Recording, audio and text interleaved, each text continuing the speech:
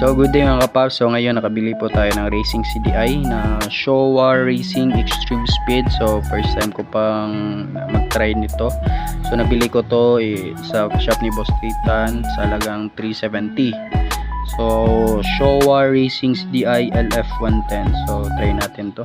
By the way, 4 pins to siya. Yan, 4 pins. So ilalagay natin siya sa pit bike natin. So sa pit bike natin, naka-wirings na din to sa pang 4 pins.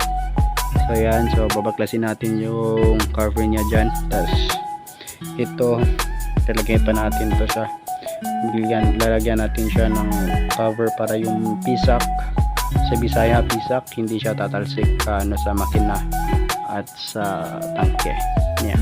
So let's go, try natin itong bagong nabili natin. Let's go. Ito po yung CDI natin, 4 pins din ito na no millimeter yung tawag ba nila dyan. Ito yung papalit natin. So Showa Racing Extreme Speed CDI LF110. So yan, tanggalin natin muna to, paklasin natin to. So yung unang CDI natin, Jantel pins din to. So itabi lang natin to. Yan. So ito may tatak siya dito, Showa. So yan, ito yan, 4 pins din siya. Kagaya ng dati natin, 4 pins din. So yan, try natin to. Let's go.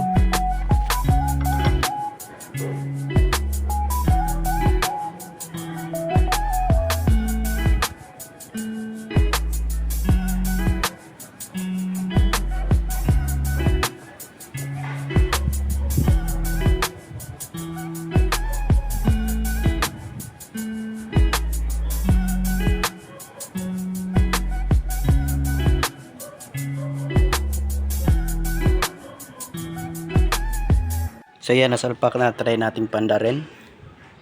Let's go.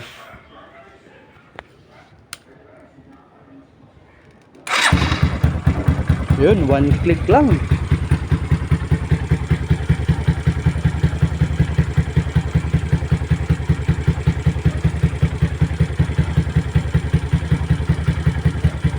Ayos, 1 click lang, Pops. Try natin yung revolution.